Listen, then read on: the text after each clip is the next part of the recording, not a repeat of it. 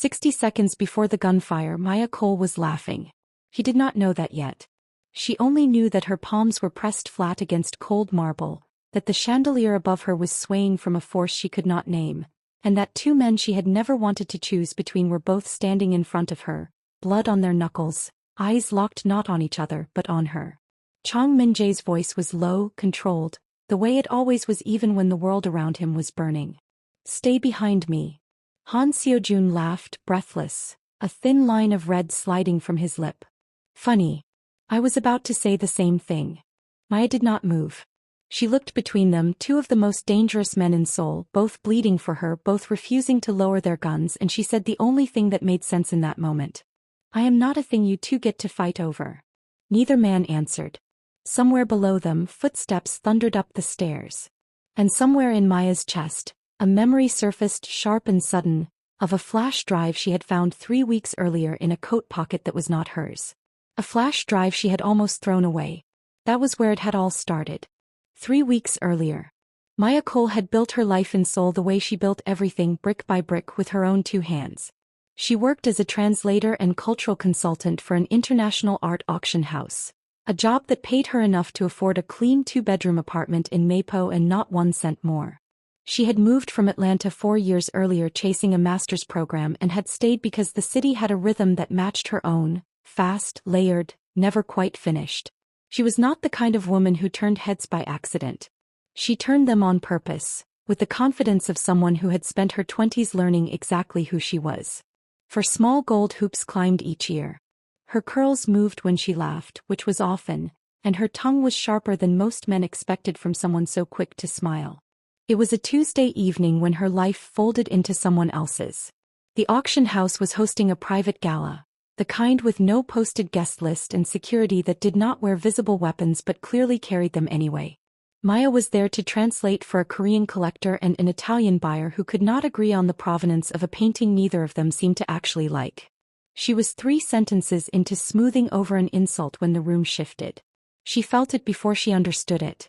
Conversations dimmed by degrees, like someone slowly turning a dial. She glanced toward the entrance and saw him. Chong Min-jae did not announce himself. He simply existed in a room and the room rearranged itself around that fact. He wore black, unremarkable in cut, and the tattoo curling up the side of his neck was the only part of him that suggested violence. Everything else, his stillness, his unhurried walk, the way his eyes swept the room once and missed nothing, suggested something far more unsettling than violence. Control. Maya did not know who he was. She only knew that the Italian buyer beside her had gone pale and the Korean collector had suddenly remembered an urgent phone call. "You're not leaving," Maya said, switching effortlessly back to Korean, catching the collector's sleeve before he could vanish. "We had a deal. I didn't spend 2 hours translating your complaints about brushstroke technique for nothing." The collector stared at her like she'd lost her mind. "Do you know who that is?" "No," Maya said honestly. "Should I?" It was the wrong thing to say and the right thing all at once because Min-jae had stopped 3 feet away and was now looking directly at her with the faint, dangerous curiosity of a man who had not been surprised by anything in a very long time. "You don't know who I am," he said. It was not a question. "I know you interrupted a negotiation that took me 2 hours to build," Maya said. "Whoever you are, you can wait." A beat of silence. Somewhere behind her, the collector made a small, strangled sound as if witnessing his own funeral. Min-jae's mouth did not smile, not exactly, but something in his eyes shifted, like a door easing open a fraction of an inch. "Finish your negotiation," he said and stepped back, vanishing into the crowd the way he had appeared without sound. Maya turned back to the collector who had gone slightly gray. "Who was that?" "That," the collector whispered, "was Chong Min-jae. You just told a man who owns half of Itaewon to wait." "He'll live," Maya said, though her pulse had not yet returned to normal. She did not see Min-jae again until she was leaving an hour later, her heels echoing in the marble corridor outside the gallery. He was waiting near the entrance, not blocking her path, simply present the way weather is present. "You handled that well," he said. "I always handle things well. It's sort of my whole personality." "Is it?" He studied her, unhurried, the way he seemed to study everything. "Most people in that room would not have spoken to me the way you did. Most people in that room probably know better. And you don't." "I know plenty," Maya said. I just don't think being scared of you is going to get my work done any faster. Something flickered across his face, quick and almost startled, gone before she could name it. What's your name? Why do you want to know? Because I would like to see you again, and it would help to know what to call you. Maya laughed before she could stop herself, a short, disbelieving sound. That has to be the strangest pickup line I've ever heard from a man who apparently owns half a neighborhood. I don't use lines, Min-jae said simply. I find them inefficient. Maya, she said finally against her better judgment. Maya Cole. He repeated it once, quietly, like he was filing it somewhere permanent. Then he was gone, and Maya stood alone in the corridor wondering why her heart was behaving like she had just run up 4 flights of stairs. She told herself it meant nothing. She told herself the same thing 2 days later, when a courier delivered a small wrapped package to her office with no note, containing a rare first-edition art catalog she had mentioned wanting during the gala, a detail she had said once, in passing, to no one in particular except the air around Chong Min-jae. She was still turning the catalog over in her hands, baffled and unwillingly flattered, when Han Seo-jun walked into her life with all the subtlety of a car crash. It happened at a rooftop bar in Hongdae, where Maya had gone with her best friend Ji-na, a sharp-tongued gallery curator who had long ago appointed herself Maya's unofficial Seoul translator for matters of the heart. They were 3 drinks in, deep in a debate about whether Maya's mystery catalog sender counted as romantic or unhinged, when a man dropped uninvited into the empty chair at their table. For the record, he said, it's romantic. Unhinged men send body parts. Catalogs are a soft launch. Maya stared at him. He had the kind of face that seemed built for trouble, the easy, lazy smile of someone who had never once worried about consequences, diamond studs catching the rooftop lights on each ear. Do I know you? Not yet. Han Seo-jun. He extended a hand like they were closing a business deal instead of meeting at a bar. I couldn't help overhearing. You're the woman who told Chong Min-jae to wait. Ji-na's eyebrows shot up. Maya kept her face carefully neutral. News travels fast. In this city, gossip is currency, Seo-jun said. And you, Maya Cole, just became very, very interesting to a lot of people. That's not exactly comforting. It's not meant to be comforting. It's meant to be true. He leaned back, studying her with open, unhurried interest. None of Min-jae's careful stillness, all charm and edges. Min-jae doesn't chase women. He observes them, decides they're a threat or they're not, and moves on. The fact that he sent you a gift means he's already decided you're dangerous. I work in art auctions. I am the least dangerous person in this city. That's exactly what a dangerous person would say. Gina, delighted, opened her mouth to add fuel to the fire, and Maya kicked her under the table. So what do you want? Maya asked Seo-jun. Because men like you don't sit down at strangers' tables for free. Sharp, Seo-jun said, sounding genuinely pleased. I like that. What do I want? Honestly, I wanted to see what kind of woman makes Chong Min-jae break a decade of habits. Now that I've seen you, I want considerably more. You're going to be disappointed. I doubt that very much. There was something underneath his playfulness, Maya noticed, a flicker she almost missed, gone as quickly as it appeared, the way pain sometimes hides behind a joke told just a little too quickly.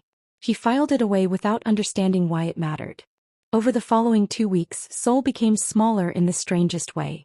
Min-jae appeared in quiet, deliberate moments. A conversation at a coffee shop near her office that lasted 40 minutes and covered everything from Korean poetry to the ethics of provenance fraud. An umbrella offered silently during a sudden rain. He never pushed. He waited like a man confident that time was on his side. Seo-jun appeared everywhere else, loud and unpredictable, showing up at the auction house with absurd excuses to see her, trading barbed jokes that made her laugh against her will, asking questions that cut closer to the truth than his tone ever suggested. You're doing that thing again, Maya told him one evening after he'd ambushed her outside her apartment with takeout she hadn't ordered. What thing? Hiding behind jokes so I don't ask you real questions. Seo-jun's smile faltered just slightly, just long enough for Maya to see the crack beneath it. And here I thought I was being charming. You can be both. Charming and avoiding something. He looked at her for a long moment, the playfulness dimming into something quieter. You're more observant than you let on. And you're more wounded than you let on. We're even. He didn't deny it. That, more than anything he could have said, told her she was right. Maya tried for a while to keep both men at a careful distance, telling herself this was simply Seoul being Seoul, dramatic and strange, nothing more. But distance was difficult to maintain when Min-jae looked at her like she was the only unsolved equation in his otherwise orderly world, and Seo-jun made her laugh so hard she forgot briefly to be careful. It was Jin-ah who finally said what Maya refused to admit aloud. You like them? Both of them? God help you. I don't have time to like anyone. I have a life. A job. Rent. You have 2 mafia bosses leaving you art catalogs and showing up with takeout. Rent feels like a distant concern at this point. Maya didn't laugh. She was thinking instead about the coat. It had happened 3 days earlier, almost by accident. She'd left her scarf at a restaurant where she'd had dinner with Seo-jun, and when she returned to retrieve it, the host mistakenly handed her the wrong coat from the rack, dark, expensive, clearly not hers. She'd noticed the mistake only after she was halfway home, and when she checked the pockets for identification she found instead a small flash drive, tucked into an inner seam like someone had wanted it hidden, not lost. She had not opened it. She told herself she would return both the coat and the drive untouched. But curiosity, the same trait that made her good at her job, made her turn the small plastic object over in her fingers more times than she wanted to admit. She did not yet know that the coat belonged to one of Han Seo-jun's most trusted lieutenants, a man currently being hunted by Chong Min-jae's organization for reasons that had nothing to do with Maya and everything to do with a decade-old betrayal between 2 criminal empires that had once, briefly, been one family. She did not know that the drive contained financial records tying both organizations to a shared secret buried so deep that exposing it would not simply end one man's empire. It would end both. She only knew that the night air outside her apartment had grown suddenly cold, and that across the street, a black car had been parked for exactly 11 minutes too long. I'd love to know where you're watching from today.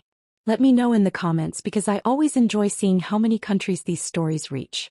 The first sign that something was wrong came 3 days later, when Maya arrived at her apartment to find the door already open, just slightly, the way doors are left open by people who do not expect to need to hide their presence. Her instincts, sharpened by years of navigating a city that did not always make room for her, told her to run. Her curiosity, the same flaw that had carried that flash drive into her bag instead of into a return box, told her to look. Inside nothing was stolen. Nothing was broken. But the coat she had accidentally taken home was gone from where she'd hung it, and in its place on her kitchen counter, sat a single black card with no markings except a phone number written in careful, deliberate handwriting. She called Seo-jun first, mostly because his name came easier to her tongue in moments of panic, though she would not examine that fact too closely. He arrived faster than should have been possible, and for the first time since she'd met him, there was no joke waiting on his lips. "Where is it?" he said. Not a question. A demand wrapped in barely controlled urgency. "Where's what?" "The drive, Maya. Tell me you didn't open it." Her blood went cold. "How do you know about that?" Seo-jun's jaw tightened, the playful mask slipping entirely, revealing something tired and frightened underneath. "Because that drive belongs to my organization, and if Min-jae's people have figured out you have it, you are not just caught between 2 men who like you. You are standing in the middle of a war that has been building for 10 years. Before Maya could respond, her phone buzzed. A single text, no name attached, only a number she did not recognize. "We need to talk. No. It's about your safety and it's about mine." It was signed with a single character she had come to recognize instantly. Min-jae. Maya looked up at Seo-jun, her pulse hammering, the apartment suddenly feeling too small to hold the weight of what was unfolding around her. "Tell me the truth," she said quietly. "Right now. What is on that drive, and why do both of you suddenly care more about a flash drive than you do about me?" Seo-jun opened his mouth to answer, and that was the exact moment the lights went out. What followed was chaos rendered in fragments, the sound of the front door splintering, Seo-jun's arm pulling her sharply behind him, the cold press of a gun pushed into her hand by fingers she didn't recognize in the dark, his voice low and urgent telling her to move now toward the back stairwell. And then, on the rooftop above her building, where they had fled in the scramble of bodies and shouting voices, Maya found herself standing exactly where the story had begun. Chandelier light from the rooftop lounge spilling out behind them. Min-jae arriving through the opposite stairwell, gun already raised, expression unreadable, eyes finding her first, before they found Seojun, before they found the 4 armed men climbing the fire escape behind them both. Stay behind me, Min-jae said. Funny, Seojun answered, breathless, blood at his lip from a hit Maya hadn't seen land. I was about to say the same thing. Maya did not move. She looked between the two of them, men who had spent weeks circling her with gifts and jokes and quiet, careful attention, now standing shoulder to shoulder against a common threat, both refusing to lower their weapons, both refusing to look away from her for longer than half a second. I am not a thing you two get to fight over, she said, and her voice did not shake even though everything inside her was shaking. Footsteps thundered up the stairwell. Min-jae's eyes flicked toward the door, calculating, already 3 moves ahead. Why? The drive. Where is it? I don't have it, she said. Seojun's people already took the coat back. I didn't take it, Seojun said sharply, and for the first time, Maya saw real fear cross his face, not for himself but for her. Min-jae, I swear to you my people never retrieved it. Min-jae's expression did not change, but something behind his eyes went very still, very cold. Then who has been in her apartment for the last 3 days? The door at the top of the stairwell burst open.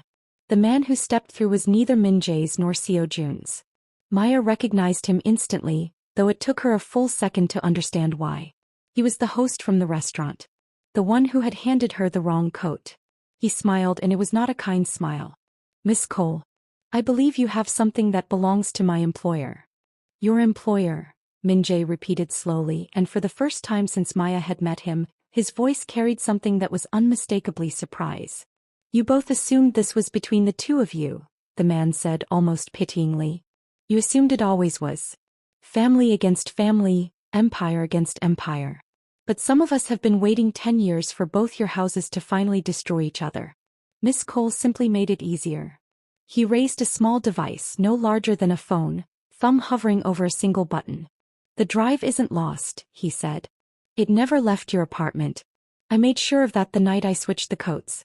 Right now, copies of everything on it are already reaching certain very interested parties.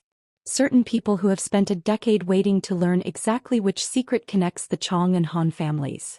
Maya felt the floor tilt beneath her, though nothing physical had moved. What secret? She whispered. Min-jae and Seojun did not answer her. They were staring at each other, 2 men who had spent years as rivals, now united by the same dawning, horrified realization. The man at the door smiled wider. You don't know, do you? Neither of you ever told her. He looked at Maya with something almost like pity. You are not just the woman 2 mafia kings have been fighting over, Miss Cole. You are the granddaughter of the man who built both their empires before he was betrayed and erased from history. The drive contains the only proof. And in exactly 60 seconds, the whole city is going to know it. The chandelier above them swayed once, violently, as the building shuddered with the force of something detonating 2 floors below. Maya Cole did not scream. She looked at Min-jae, who had gone utterly, dangerously still, and at Seojun, whose easy charm had vanished entirely, replaced by something raw and unguarded and afraid, and she understood, in that single suspended second, that the life she had built so carefully in Seoul had just been revealed as something else entirely. A name. A bloodline. A war about to begin. And somewhere above the chaos, a calm, distant voice seemed to drift through the smoke and shattering glass, warm even now, urging anyone still listening to remember the name of the story carrying them through it. If this kept you on the edge of your seat, you know exactly where to find what happens next. Subscribe to Seoul Link Stories by Timmy, because part 2 is coming and nothing about Seoul or Maya Cole will ever look the same again.